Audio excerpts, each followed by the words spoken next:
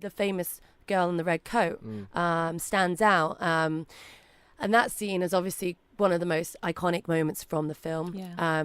I think, the fact that it's not, it's a little girl. I think once making it a little girl, you're saying like, these are children. I think it also hits home the kind of the emotional element of it. Not that the fact that there's, men and women dying around. When you see a little girl running around, right when the liquidization is happening of this ghetto, it really hits home for the audience. But also it makes you realize, I suppose, why Oskar Schindler, who was a member of the Nazi Party, he came over and he was technically exploiting these Jewish workers. He's not a nice guy at the start. He's not of a the nice film. guy. Yeah. And I think that's important to remember,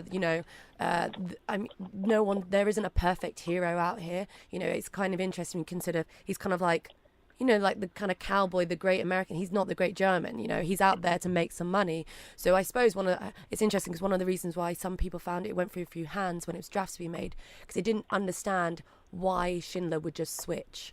Why is it that he suddenly went from making an absolute profit off this war, but then suddenly, paying diamonds just to save some people from Auschwitz? Like, why does that switch? And I think with that scene, that's the first moment when you realize this is him changing over. But also, I think Spielberg has spoken about how he also said that was a symbol for how obvious these atrocities were going on, and the American government didn't do anything. No one bombed the rail tracks. No one got involved. So for him, he was saying that is to say what was going on, the Holocaust was happening, and not enough people did anything, and the US took too long to get involved.